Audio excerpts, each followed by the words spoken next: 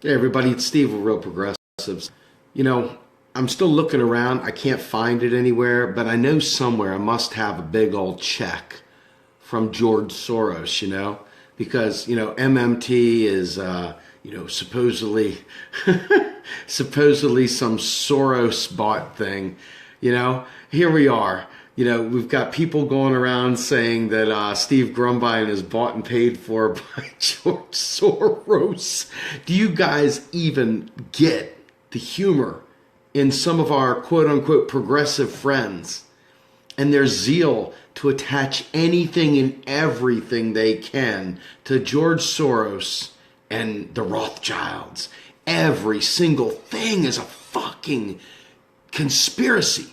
They can't just see the bad shit right in front of their face and say, damn it, that's plenty bad. That's just fucking good enough bad. I don't need to have anything extra bad. That's just plenty fine bad right there. I'm still waiting. Jorge Soros, dude, I am looking for my check, man. Obviously, I'm running game, and I'm supposed to be getting bought and paid for by Georgie Porgy Pudding and Pie. Hello, Jennifer, and hello, Robert. I'm watching our movement, and I'm watching this factioning going around, right? You got the people that are sitting there, trying to pigeonhole all progressives as if we are part of the violent movement out there that, Milo, Yanni Ananopolis, and the gang. Fact of the matter is that we, real progressives, we're not violent. We just are truth tellers. And we tell the truth no matter where it leads us. You know what? We're just tell the truth wherever it leads us. And that's how we keep simple. That's how we go to bed at night, right? You can't lead a revolution. You can't do shit if you're not telling the truth. And unfortunately, our movement is being co-opted by a lot of people that are just looking for immediate answers right now. Hey, how are you doing, Gretchen? They don't want the truth. You're right, Sarah. What they're looking for is an easy button. They're looking for that Staples easy button. So they want to tell you stories about this guy, and they want to tell you stories about the Federal Reserve. Hello, Melba. They want to tell you stories about anything they can. Okay? Like there has always been a deep state. Hey, Marcia. There's always been a deep state. And hey, Jordy. There's always been shadow governments, forever, always and forever. There's always been rich people trying to pull the levers of power. It has never not been there. It's not something new to us, okay? This is the point in time for our revolution, the co-opted our revolution, the real progressive revolution, right? Where we have to say, hey, what is it going to take for us to make progress? Now, I'm going to use real progressives, our own internal struggles for a minute, as kind of a microcosm of what the real world looks like. Now, at Real Progressives, we have over 30 people that volunteer for us, and we're looking for more, by the way. But we have over 30 people volunteering for us right now. And as we get better, and as we build, and as we do different things, we need a layer of management, right? We need a layer of management, people to help put things in place, because otherwise everybody runs here and runs there and does this, that, and the other. And if you look at our movement right now, you see in our movement, people are running all over the place doing this, that, and the other right now. And unfortunately, let's be fair, in our movement, it requires concerted effort. It requires protests. It requires a host of sacrifices that many of us, I'll give you an example. I get 20 days off a year total with pay. That's it, 20. Now, some people may say that's good. Others may say that's bad. Whatever. I get 20 days off a year. Okay? Most of those days are going to be used for sick kids. My children, when they're ill, hey Tim, I'm going to be sitting there taking a day off to help out with my children when they're ill. It's what I got to do. It's my number one responsibility is to my family. Okay? And then when that responsibility is over and somebody says, hey, we're going to be going up here to Tammy, we'll talk to you offline, I promise. But what we'll do is we'll sit there and say, hey, look, you know what? This protest really matters. This protest really matters. This protest really matters. And all of a sudden, if you do every protest that there is to protest, you've got no more days off for the rest of the year. You've got no more time for your family. All right? And this is by design, folks. This is not by accident. And I think what's happening is you've got Donald Trump, who has followed through to the letter on every single thing he's offered up to do in his first 100 days. He is just walking through step by step by step, checkbox, checkbox, checkbox, checkbox. And we are jumping around from here to there and there to here, and we're like friggin' going on fatigue. I'm watching it. I'm watching it. If everything's a protest, nothing's a protest. You understand this, right? At some point in time, salt that loses its saltiness is just dirt, right? Think about that for a minute. Salt that loses its saltiness is just fucking dirt. So we're sitting here chasing after, all these different, boogeymen. We got the Soros boogeyman we got to chase after. We got the friggin' Rothschilds boogeyman we got to chase after. We got Bannon. We got the entire cabinet of Trump. Then all of a sudden we all forget, holy shit, why did we get here to begin with? Oh, that's right, the Podesta gang. That's right, the fucking Democrats. Oh shit, Trump's so bad, I almost forgot about the Democrats. And that's by design as well. They keep us in this little box. We play ball really nicely because that's what we do. We sit there, we fight, we put our fist in the air, and then all of a sudden some agent provocateurs come with a mask, they bust some windows, they light something on fire, they do something else, and then the narrative is set. They got the cameras already ready, man. It's like, bam, how did you get that? I chase after these stories myself, and I never get that lucky. How is it you're right there at the right time, always, to catch the dude putting the brick through the fucking wall or burning the friggin', limousine? How is it that is always somebody's just right there? I'm telling you, folks, this is like managed dissent. They get us out there, we yell and scream, we get ourselves excited, and then all of a sudden we look and it's like, they're going to repossess my house if I take another day off from work. My kids, they're sick today. And if I take off sick today to be with my kids, my job's going to lay me off. Oh, shit. Now, all of a sudden, I've been arrested for a fucking protest. And now I can't get a job, right? I mean, seriously, think about it. This is like planned. This is not an accident. This is how they ferret out. This is how they ferret out the people that are willing to move and shake. This is how they ferret out the people that are willing to fight. They get you out. It's like, what was that game with a whack-a-mole? They get your head pop up. Oh, there's one. Bam. And that's what's happening. Now, they've made some things felonies lately. They've made some of these protests felonies. I mean, they arrested Chase the other day. Chase Iron Eyes out there at the Dakota Pipeline. I mean, you're not seeing anything on the lamestream media about Standing Rock or Sacred Stone or any of the other stuff. But you're seeing tons about these planned airport things. Now, don't get me wrong, folks. I'm sympathetic. I'm with you, man. But there comes a point where you've got to be smart and not just a reactionary. This thing has got to be fought right here between the ears. Our revolution must be fought between the ears. It's not something that we're going to be able, it's not something that we're going to be able to fight just by running around. We've got to be smarter than this.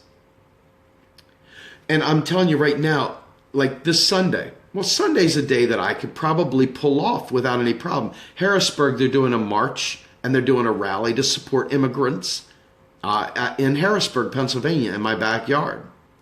Up the street, well, it's not quite up the street, but about 40 miles up yonder, we've got another pipeline going in Lancaster. A lot of people organizing. I'm going to be heading out there some, okay? But these are things that are within my ability to do. And they make logical sense to me because they're within my little sphere that I can pull off. But they are truly trying to wear us out now with a bunch of shotgun scatter. And then when the time comes to really need us out in the streets, when the time comes that they do something really uber bad, something that we couldn't have foretold, we are going to be trapped in this world that we've, all become a part of, this business world. Hey, dude, sorry, man, you're out of time. You don't have any more time left. Now, a couple really edgy people will go, fuck you, boss. I quit, man. I got things to do. I gotta keep it real, yo. But the average person that has a mortgage, has kids, and, cannot do that. And they know this. They're not stupid. They know how to keep you right where you're like simmering. You're just at that point where you feel like you're really, really involved and you're doing something. And then they lower the boom when you can't do anything. You're out of options. You're out of options. And this is what I fear for right now. Praise God for those people that are able to just take any time they want off and go run around and be an activist and do whatever they need to do. Praise God for those people that have the time and the ability and have made lifestyle choices to be able to do that. Praise you, thank you. We need more of you. But let's be fair, that's not Joe Q Public. That is not the average person.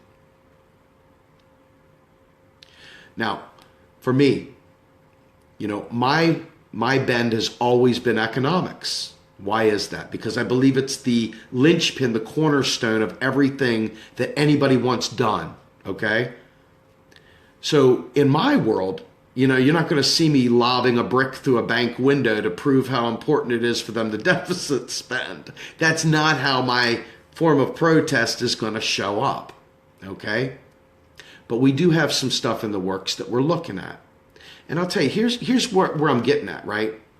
So April 15th, there is a bunch of these managed protests. They get some place called HubSpot or Hub Place or Hub something or other. And what Hub something or other does is they go out there and for a fee, they'll make all these protests happen across the country.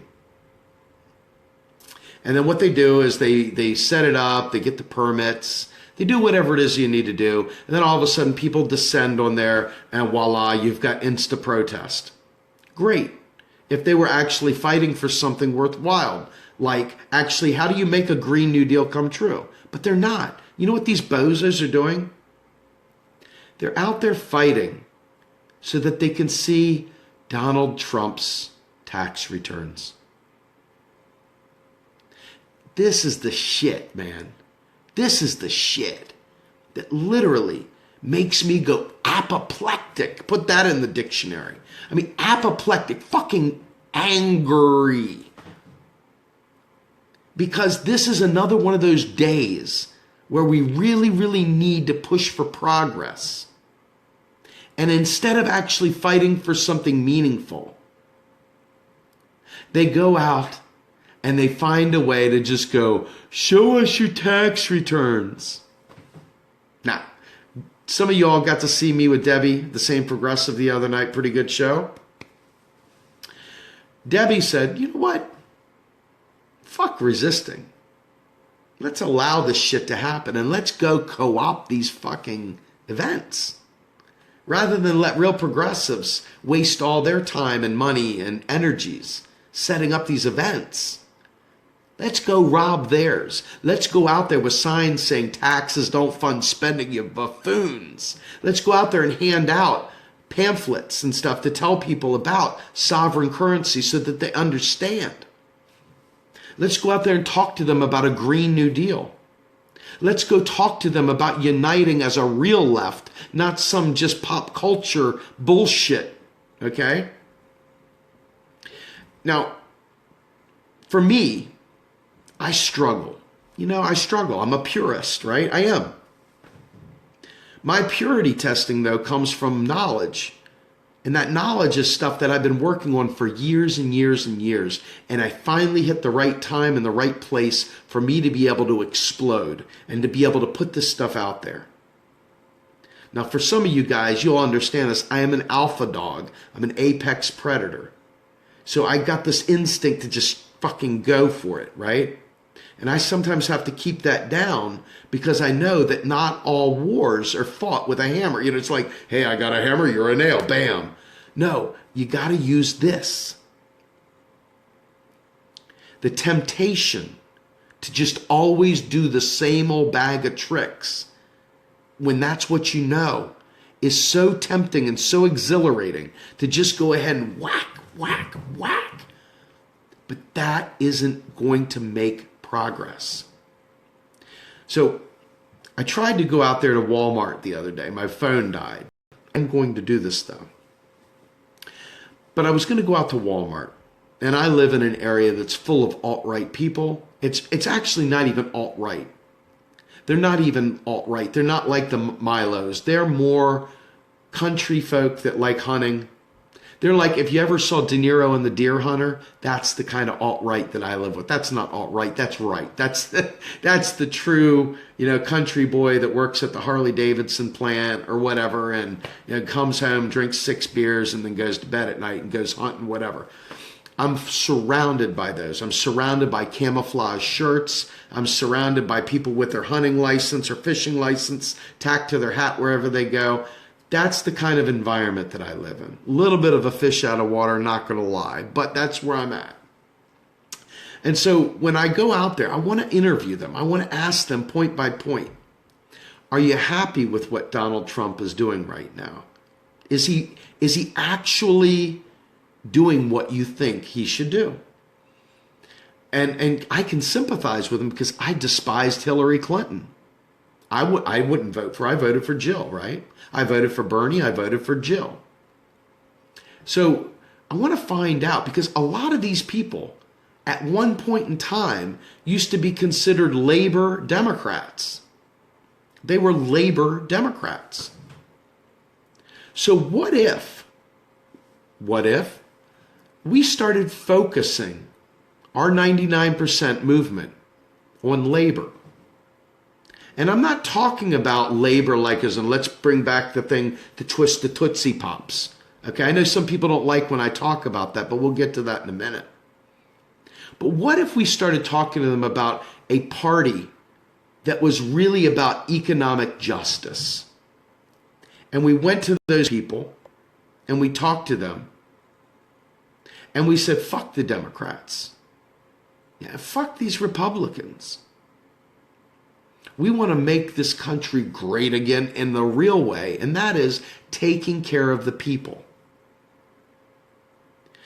Now, we have some differences for sure, but I remember distinctly, and some of you guys hate when I bring up Bernie, and you're going to get over it because this is an important moment here. My shining light moment that I still hold on to like it's dear life. And I still sob like a bitch. I go nutso when I think about when Bernie was at Liberty University. When he went to Liberty University, he gave us the path. He showed us how to talk in mixed company and how to build broad coalitions. That to me is what I want this party of the 99% to be like. That's what I want it to be. I don't want it to be a shock jock left wing. I don't want it to be a shock jock right wing. I want it to be one of those things where people look at their kids, look at their families, look at their lives and say, hey, damn it, I want it to be better. I don't know if we'll ever see this, right? Let's be fair. This is hard work. There's not a damn thing easy about this.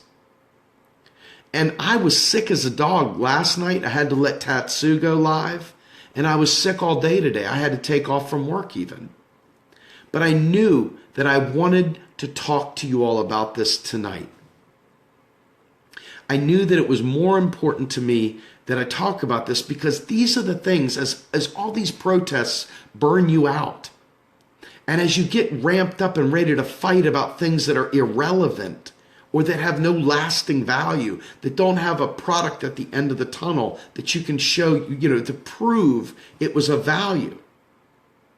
I want to build something that has value. Now, I'm not the be-all, end-all. I'm not claiming I am. Just so you know, it's not me, us, still very much in play, folks. Not me, us is perfect. I used to think it should have been not me, we, or something like that, or we, not me. But then I got used to not me, us, and I'm good with it. I think that when you look at these people, they don't have time to get into deep politics. I wish they did, because God knows my brain is about 1,000 miles deep on this shit.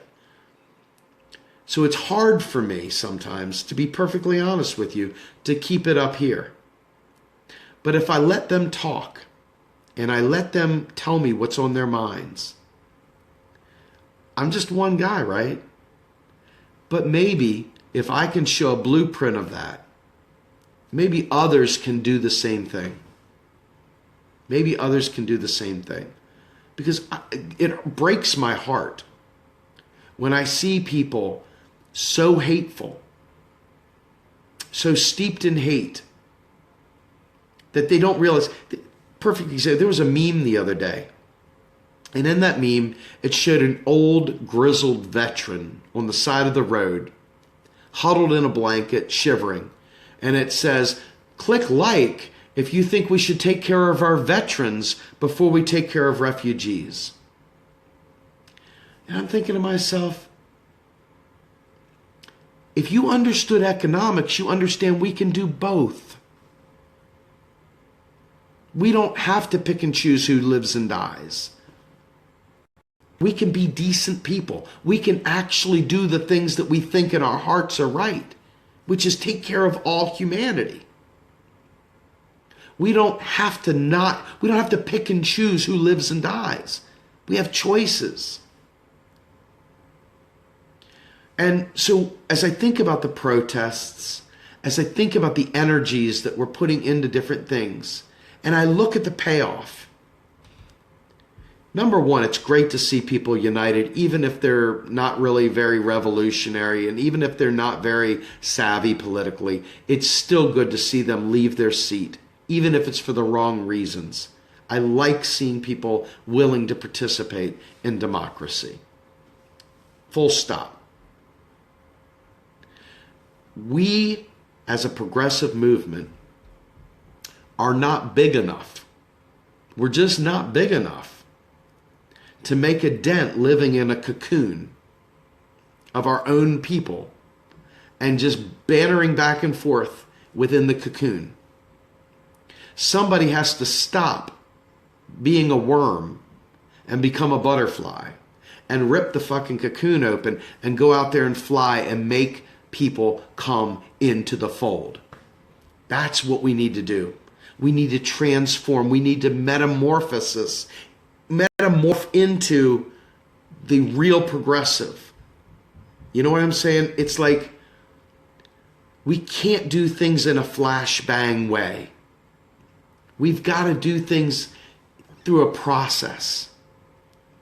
Now, long term, you see Star Trek and stuff like that. They're in a moneyless society. Everybody's needs are taken care of, blah, blah, blah, right? We know that we are not in a homogeneous, one type only society. We've got a million walks of life, and getting them to agree on anything is difficult. Hell, it's even difficult to get it going on within our own movement. So to me, we know that we can't just jump to a resource-based economy. So there's no point in throwing that up there. May sound good for us people that are on the far left, but the reality is that we got a transition that we've got to look at.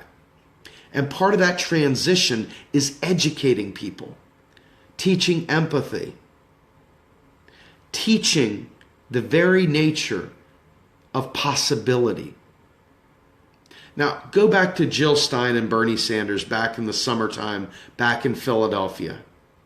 Let's talk about that. That's a very special time in my life. That's a time that I never want to forget, even though I hated what happened at the DNC.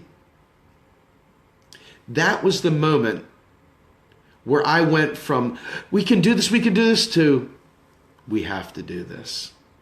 That's when I changed from we can to we must. And the idea of we must came to me because I sat there and I watched the Green New Deal.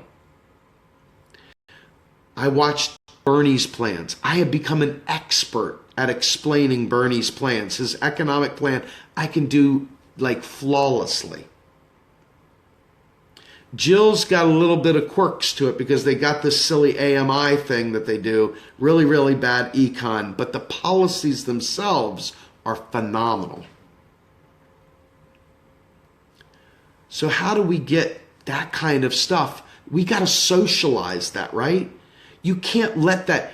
Bernie Sanders came in, he was standing in front of 10 people. I don't know if y'all saw that picture way back in the day when he first got his thing started. It was like an empty park and he said, hey, yeah, I'm going to run for president. Nobody was looking, right? Then all of a sudden he's in Sacramento and you just see tons of people, all of, yeah, that was beautiful. And then the bird landed, right? That was us saying, yes, we can. That was us saying, fuck yeah. That was us going with our fist in the air, but with an embrace, not like a gun, not like anger. That was just like fist in the air and love. We've got to keep that going, even without the Democrats, even without these other groups that want to co-opt our movement. We've got to keep that going because in 2018, in 2020, if we wait till then to revive the spirit of the movement, it'll be like the first time all over again. And people will be like, I don't know what you're talking about. What do you mean single payer? What do you mean Medicare for all? What do you mean green energy? I'm telling you, Hillary was able to make Bernie look silly at times by saying, your ideas are pie in the sky. Do you remember this? She went out there and constantly said they were pie in the sky. It's up to us, you and I, to provide a positive alternative to people. It's up to us to sell the dream. Not just sit there and go out there yelling and screaming about hating Donald Trump. That's what Hillary did. That was Hillary's tactic. You know, I'm not Trump. There you go. That makes me good. Well, Trump and his minions are fucking evil as fuck. They are. There's no getting around it. They are. But don't let that confuse you that the Democrats are somehow or another good. They're not. None of them are good. So it's up to us to carry that message, even without the money, without the funds, without the airtime, without all the freaking TV spots, without all the coverage. It's up to us to raise that bar and to keep those policies in the window. Now, those of you who have listened to me for a while have heard me talk about the Overton Window. Let's talk about the Overton Window. The Overton Window is this window of time at any given time of the policies that are possible within the political spectrum at any given moment during any political cycle. And they do a lot of calculations based on what the think tanks say, based on what the narrative in the news says, etc., right? Well, a lot of that is dependent on what you and I have an appetite for, okay?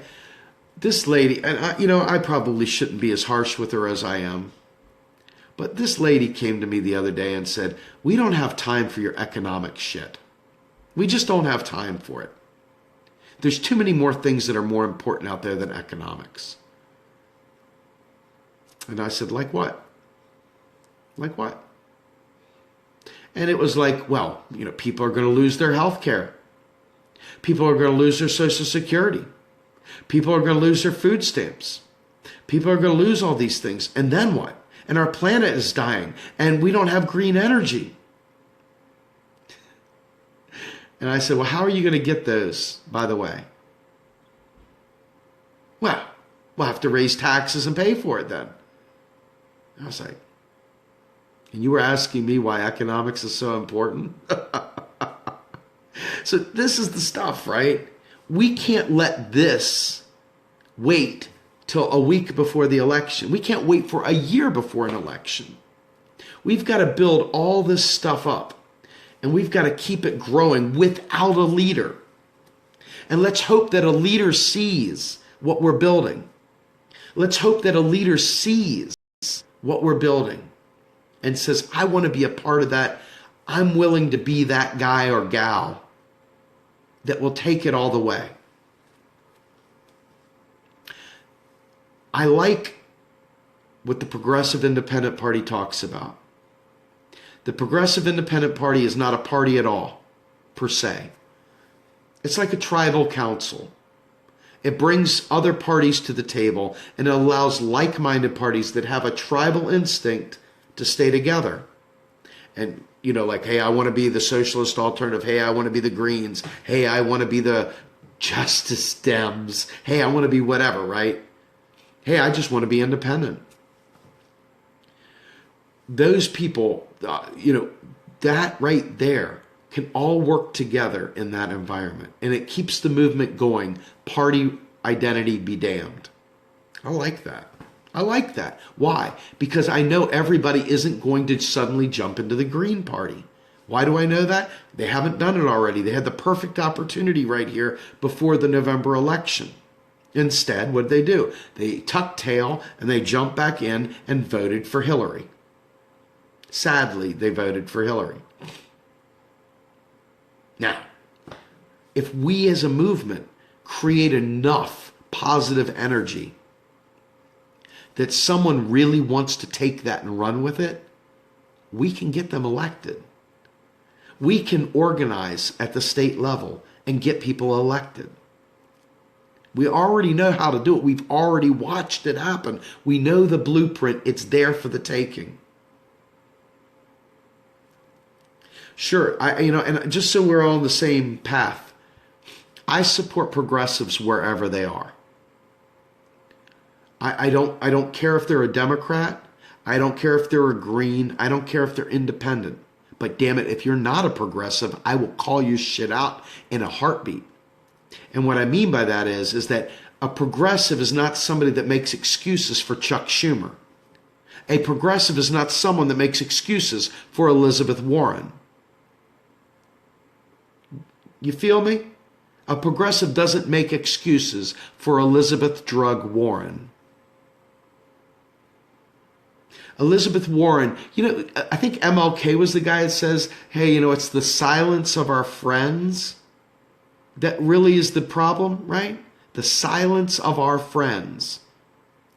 Well, I don't consider a Twitter war with Donald Trump to be a voice of my friend. I consider the voice of my friend being in the primary when Bernie really needed to pull the progressive wing of the party together and she sat there silent. No, I will never forgive her. Ever.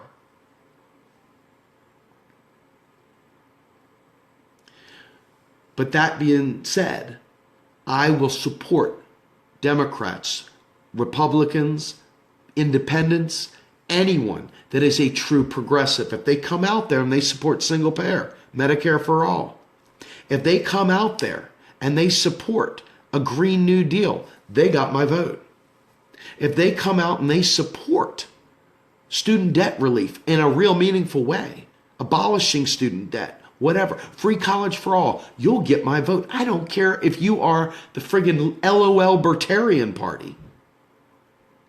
They wouldn't do that because they don't believe in that stuff. But my point is that it's not about parties. It's about the issues. And if we allow our issues to get silenced by hating Trump, then we have to start all over again. And I'm not doing it. I'm just not fucking doing it. This economic plan that was put forward is flawless by Bernie Sanders. Bernie's plan was flawless. He had the right economic team backing it. Jill's plans were good ideas, but their ability to deliver on it was faulty because they didn't understand that you can't go ahead and do QE on student loans, and they didn't understand that AMI positive money is like friggin' snake's oil. It's wackadoo. It's not a good economic theory. There's the big black eye of the Green Party. Until they get rid of AMI and Zarlenga from their midst, that's going to be an issue for them. I'll support them wherever they are, but I will call that shit out now. Okay? I've tried to lay off of that because I want them to adopt MMT. And there are Greens around the world that understand MMT. Just so you know, it's not just like one person or two people. Many of them do. Many Greens adopted MMT. So somebody in the hierarchy went to bed with Zarlenga and adopted this AMI bourgeois.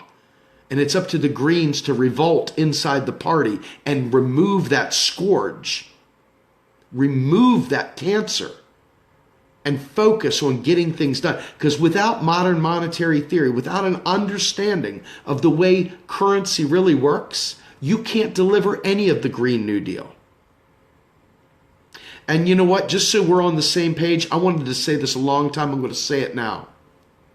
When it came time for Jill to defend her student loan program, guess who wrote the article to help not only push John Oliver away, but to actually tell Jill, hey, you were wrong, but here's how you could do it. Do you think it was Zarlenga? No. Guess who it was? It was Scott Fulwiler and Rohan Gray, MMT people. Scott Fulwiler of UMKC, Rohan Gray of the Modern Money Network from Columbia Law School. MMT came to the salvation and rushed to try to bail that one out. Not Zarlenga, because he doesn't know his ass from his elbow. So our movement, our AMI is American Monetary Institute, and it's this thing called positive money.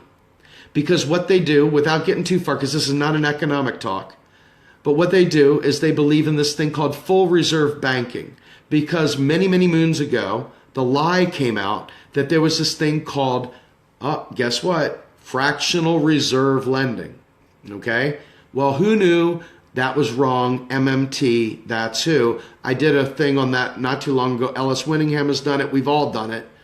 And the bottom line is fractional reserve is a lie. Okay? It's a lie. Banks don't lend reserves. Banks give you bank-denoted IOUs, and when they're paid off, it nets out to zero. Banks don't make net new dollars.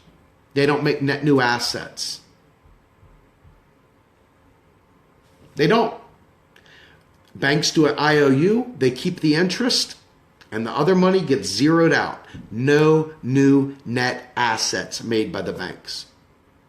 Now, if that's too hard to get, then maybe I should run for president of the Green Party someday. But anyway, that neither here nor there. I'm not really calling anyone out. I'm calling out Zarlenga. I'm calling out the belief in that whole AMI thing, right? I support them 100%. They're my friends. They have the right sensibilities. I love what they do. I love them as people. I care very much for them. I want to make them successful. I will vote for them. I will do whatever I can to help them. So let's make sure there's no discrepancy here. But what I am saying is that economic policy is something that I'm willing to fight for. Because it's that important. It's foundational. Anyway, moving past economics, because I'll do enough of that this weekend. I've got Joe Firestone Saturday night. Then I've got Ellis Winningham with me again Sunday night. So you'll get plenty of econ. Okay? Anyway, flipping back to protests and what to do with this. if we go out and we spend all of our energy now, there'll be none later. And there's some heavy duty shit coming up. I suspect, though I could be wrong, I suspect we'll be getting ourselves involved in some nasty military concepts out there beyond our borders. I suspect there'll be more bombings. I suspect there'll be more drone strikes. I suspect there'll be more civilian casualties. I suspect there'll be more pipelines. I suspect there'll be more jackbooted thugs knocking away protesters. I suspect there'll be people going to jail for whistleblowing. I suspect there will be many, many things the NSA will do in the coming future that we don't even realize. I suspect the CIA will be involved in things that will come out for us that we never even thought. I suspect we're going to see international espionage and bad relations with different countries that we didn't even fathom. So when I see us jerking off to this 100-day problem, yay that we're active, but pace yourself. There's a lot of fight left. And we've got to be organized, and we've got to make sure we have a set of demands. Don't just go somewhere and yell and scream. Have some demands and follow through on them. Have the strength in numbers to have a positive message to make demands. If we don't make demands, we've done nothing but piss away a good day of vacation that we could have done something better with. I mean, seriously. If you don't have a demand to make on them and you don't follow through on that demand, what have you actually done by going there?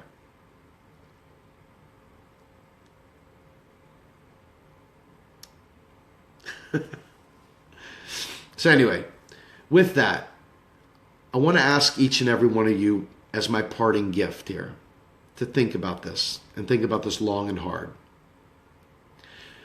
When you think about what it is that you want your country to look like, when you think about what it is that you want for your children, does it look like a hate-filled mob saying anything you feel like saying?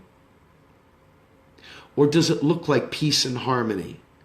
Does it look like education? Does it look like self-actualization?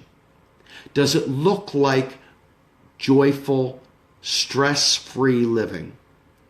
Does it look like it's at one with nature? Does it look like it's one that is sustainable? Does it look like one that puts others' needs as well as your own into the mix? If it does, ignore the noise around you. Ignore the noise around you. And focus on what you want to build this into. No matter what, I bring back to the story I was telling you about real progressives. We're too busy putting out fires. I'm too busy planning live streams. I'm too busy booking guests. And then when it comes time to go ahead and put the 501c3 through, I didn't have enough time. When it comes down to writing the value proposition and making our YouTube channel better, I don't have time. When it comes time to evaluate new software and new stuff, I don't have time. When it comes time to edit or write articles like I used to do, I don't have time. When it comes time to snuggle my family, I'm losing time there too.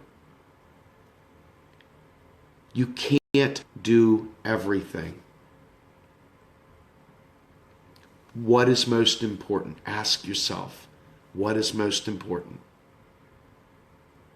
And I'm telling you, regardless of what you feel about Bernie Sanders today, I don't give two shits if you think he's a sellout. I don't care if you hate him. I don't. What I care about is what he sold us is still doable, with or without him.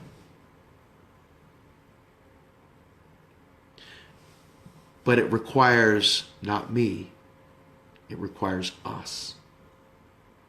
So with that, I'm going to let you guys go for the night.